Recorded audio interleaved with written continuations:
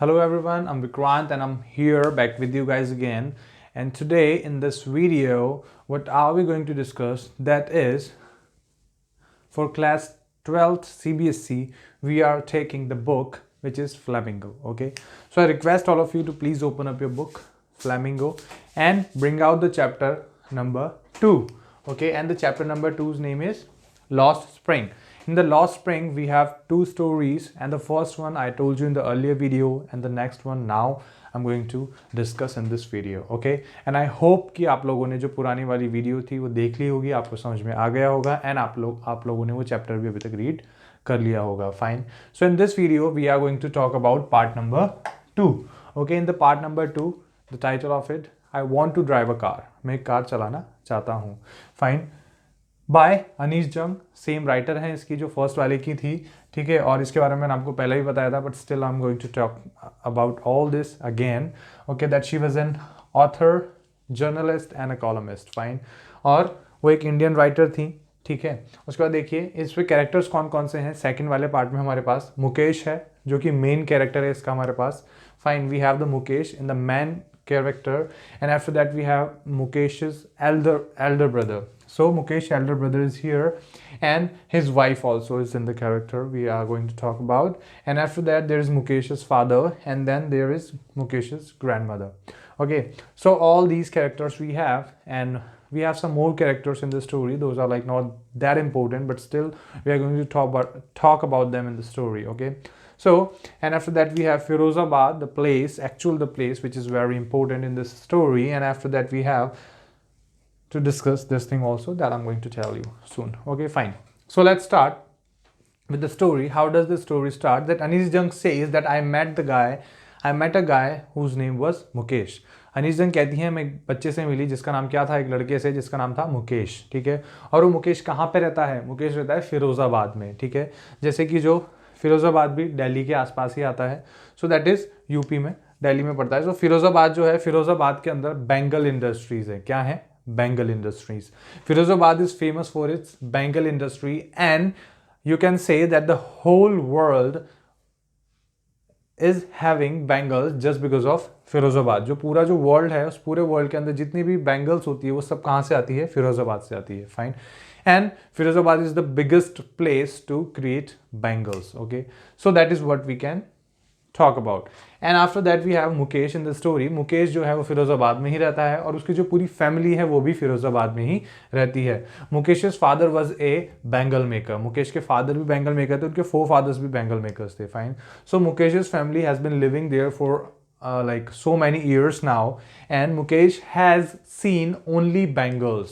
Mukesh has seen only bangles since childhood.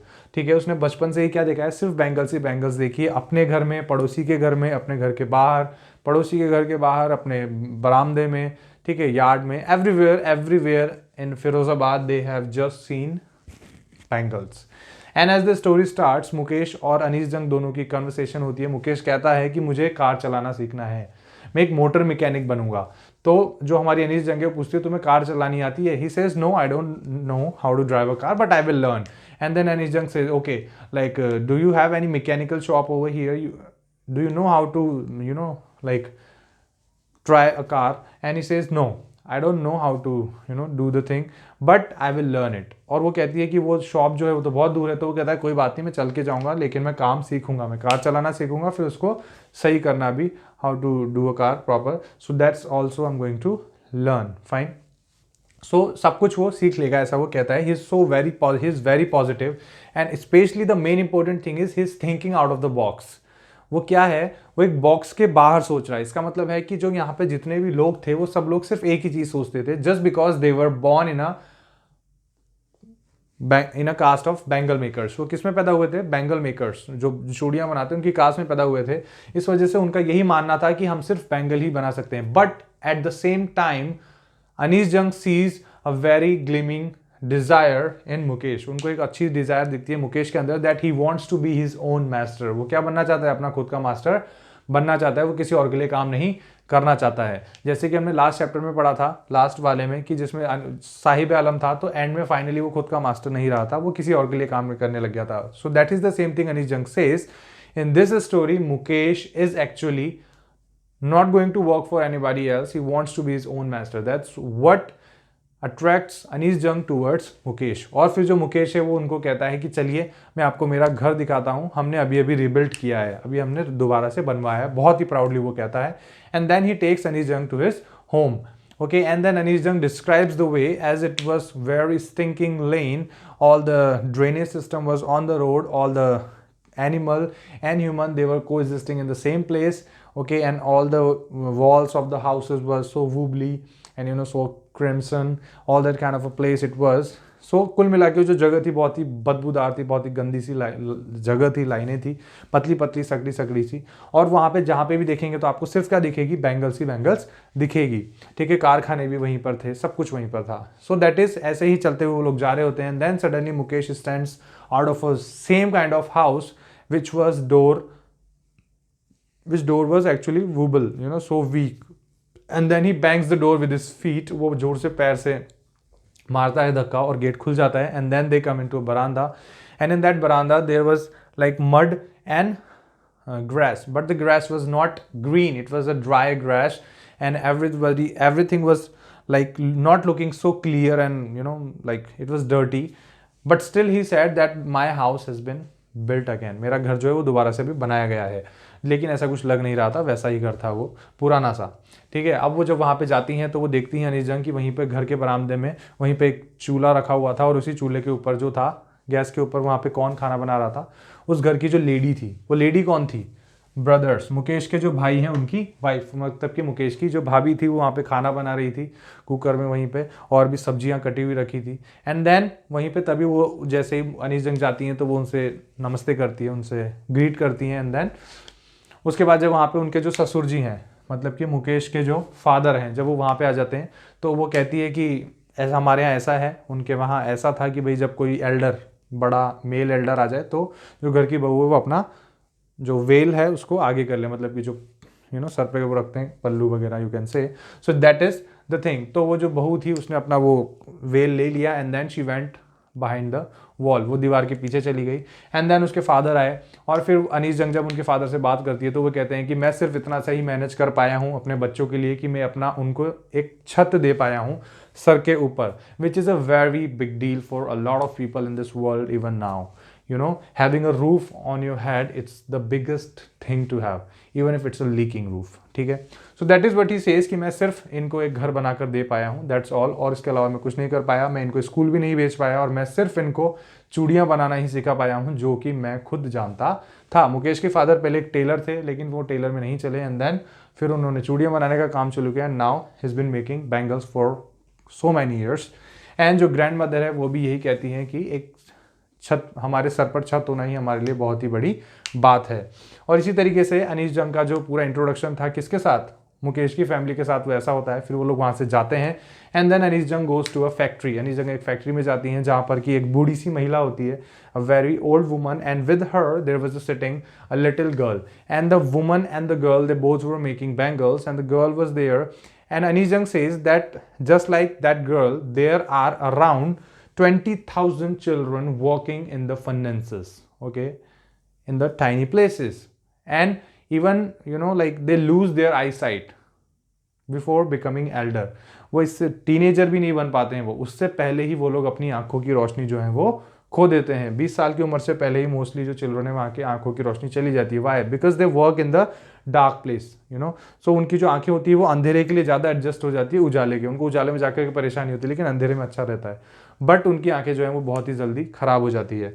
And that is what that children is doing. और वहाँ पे जो छोटी लड़की है वो वहाँ पे बैंगल बना रही है. And Anees Jung says that this girl doesn't even know the sensitive of this bangle what she is making. Okay, and the lady who was sitting next to her, she says that हमने कभी सैर भर खाना भी नहीं खाया. अब एक वक्त सैर भर खाना भी नहीं, मतलब कि वो कहना चाह रही है कि मैंने कभी जिंदगी भर कभी पेट भर के खाना नहीं खाया. मेरे जो पति थे वो भी बैंगल बनाते थे और वो इसी काम को करते करते अंधे हो गए. ठीक है, एंड कि मैं भी अभी यहाँ पे बैंगल ही बनाने का काम कर रही हूँ और मैंने ज़िंदगी में कभी पेट भर के खाना नहीं खाया है. और ये जो लड़की थी पास में, उस लड़की को अभी तो ये भी नहीं पता था कि वो बैंगल जो है वो कितनी पवित्र हैं और वो कैसे एक इंडियन सुहाग को, इंडियन जो एक मैरिड वुमन होती है उनके सुहाग को डिनोट करती है, कितनी पवित्र मानी जाती है। लेकिन एक दिन उस लड़की का भी नंबर आएगा, जब वो शादी होगी उसकी, जब वो दुल्हन बनेगी, तो उसको भी वही रेड बैंगल्स पहनाई जाएगी जो कि वहाँ पे बैठी हुई लेडी ने पहनी हुई थी, ठीक है। और तब उसको पता पड़ेगा कि जो बैंगल वो बनाती थी वो कितनी इंपॉर्टेंट है। Fine, so this is all. उसके बाद फिर उनका उसके साथ इंट्रोडक्शन हो जाता है and then Anis Jung moves to a couple of man, they were talking over there. कुछ मैन आदमी थे जो कि वहाँ पे बात कर रहे थे ग्रुप में, and she goes and she says that why don't you you know manage your self in cooperative. वो बोलती है कि आप लोग अपना प्राइवेट काम क्यों नहीं करते हैं, कुछ सेपरेट काम क्यों नहीं करते हैं। And then the man reply कि हम कुछ नहीं कर सकते हैं। Why? Because if we will try to do something on our own, then all the bureaucrats on the government, like जो ऑफिसर्स हैं वहाँ पे एंड जो पुलिस मैन हैं और जो वहाँ के जो व्यापारी हैं, लाइक बिजनेस मैन है, they all will they will beat us and they will haul us and to the put us behind the bars. वो हमें जेल में डाल देंगे कह करके कि हम कुछ इलीगल काम करने की कोशिश कर रहे हैं। और इसी तरीके से वहाँ पे जो लोग हैं उनकी जो माइंड है, माइंड नंबिंग टॉयल, मतलब कि बहुत सालों से जो वहाँ पे जी रहे हैं, उसने उनके दिमाग की जो क्रिएटिविटी है उसको बिल्कुल खत्म कर दिया है। Now they do not think out of the box, they are like, वहाँ पे जो बड़े बड़े जो बिजनेसमैन हैं उन्होंने उनके फोर फादर्स को जो पैसे उधार दिए थे, उनके जो बच्चे हैं आने वाले 2 पीढ़ी निकल गई है, वो अभी भी उस पैसे का ब्याज ही चुका रहे हैं, लाइक वो उस पैसे का इंटरेस्ट ही चुका रहे हैं। वो पैसा कर्जा जो है था, वो डेट जो था, they are still trying to pay that till now. So that is what, like, they have put that burden on that child before he understands, they put that burden on the child's shoulder before he understands that this load is actually has been put by somebody else. Okay, बच्चा जो है वो समझ भी नहीं पाता है कि यार ये जो मेरे कंधे पे बोझ है ये किसी और ने रखा है। उससे पहले उसको आदत पड़ जाती है कि नहीं यार ये तो ऐसा ही था, ये बचपन से ऐसा ही था और ये हमेशा ऐसा ही रहेगा। मतलब कि मैं बचपन से बंगाली बना रहा हूँ और मैं हमेशा बंगाली बनाऊंगा। जस्ट लाइक आपने एक स्टोरी सुनी होगी, जैसे कि आप एक हाथी होता है, एक छोटा सा हाथी को अगर आप एक चेन से बांध के रख दें तो वो छोटा सा जो हाथी होता है जब वो बड़ा हो जाए, बहुत बड़ा, तब भी आप उसको उसी चेन से बांध के रखो। लेकिन वो बचपन में तो नहीं तोड़ सकता, लेकिन बड़े होकर के वो तोड़ सकता है। बट स्टिल उसके माइंड में सेट हो चुका है कि यार मैं इसको नहीं तोड़ सकता हूँ। And the elephant never tries.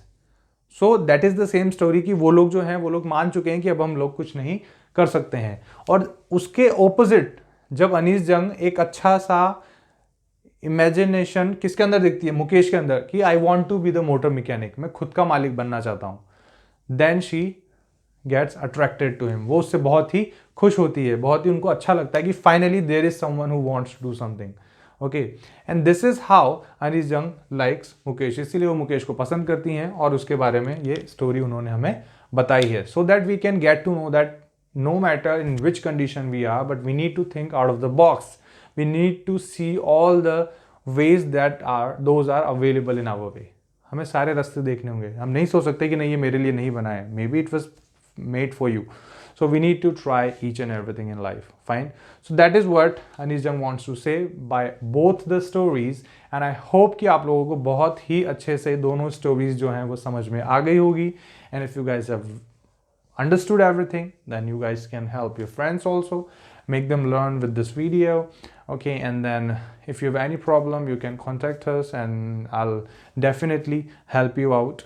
Okay, and in the next video I'll see you guys